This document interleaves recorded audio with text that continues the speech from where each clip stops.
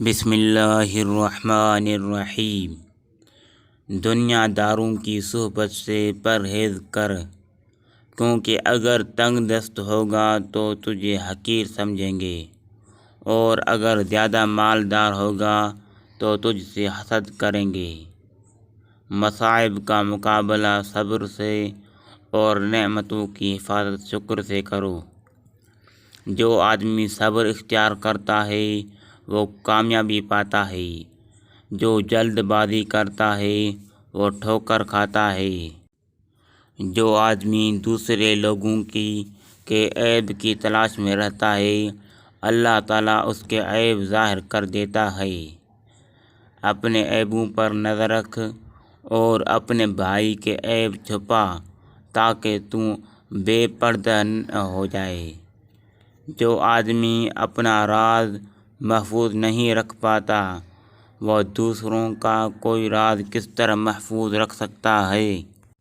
ایک حقیقت، امت مسلمہ کے زوال کے دو اسباب ہیں، ایک قرآن پاک سے دوری، دوسری آپس کے اختلافات۔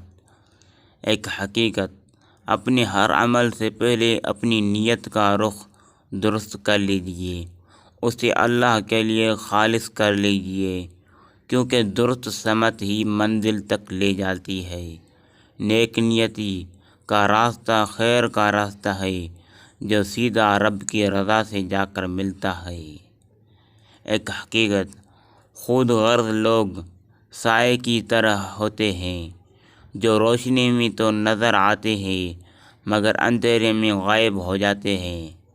دل سے جو بات نکلتی ہے اثر رکھتی ہے، پر نہیں طاقت پرواز مگر رکھتی ہے۔ سردی اور گرمی میں جہنم کی سانس۔ رسول اللہ صلی اللہ علیہ وسلم نے فرمایا، جہنم نے اپنے رب کے حضور میں شکایت کی اور کہا کہ میرے رب، میرے ہی بعض حصے نے بعض کو کھا لیا ہے۔ اللہ تعالیٰ نے اسے دو سانسوں کی اجازت دی، ایک سانس جاڑے میں اور ایک گرمی میں۔ تم انتہائی گرمی اور انتہائی سردی جو ان موسموں میں دیکھتے ہو ان کا یہی سبب ہے۔ بے حیائی کے ٹھنڈک سے پردے کی گرماش بہتر ہے۔